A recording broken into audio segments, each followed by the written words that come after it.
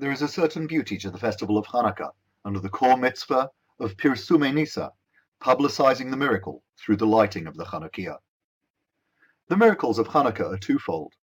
One is the military victory of the Maccabees against overwhelming forces, and the second is that the oil burnt in the rededicated Menorah for 8 days, while there had only been enough oil for one.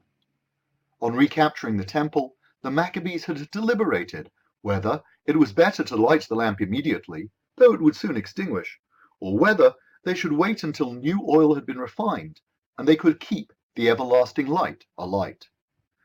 As we know, in their zeal they chose to light immediately, and miraculous intervention kept the lamp burning till more pure oil was ready. At the heart of each of the miracles is God's timely support, extending our existing endeavors. We cannot guarantee miracles in our lives, but even when we depend upon them, we must put in the effort. We shouldn't just sit back and wait for the miracles to happen.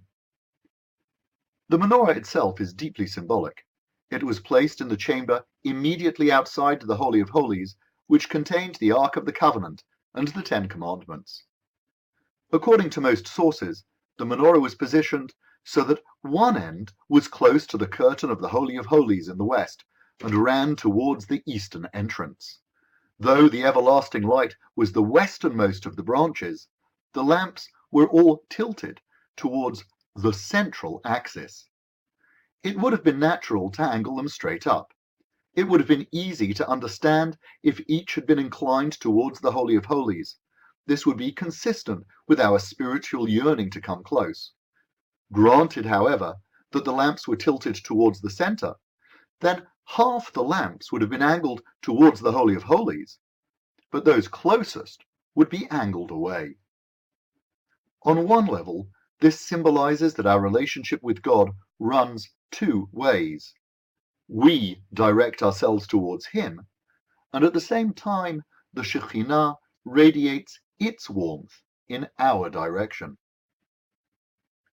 On another level, I was taught that the menorah represents the spiritual aspirations of the Jewish people, a flame climbing heavenwards off diverse wicks.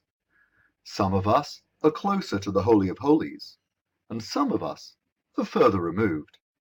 Even so, our flames pull in one direction, and that is to the center. Together we are one. Our Torah is open to diverse avenues, and our people branch in many ways.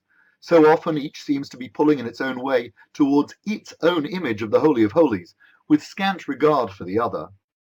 So let us take it upon ourselves to harness the metaphor of the menorah.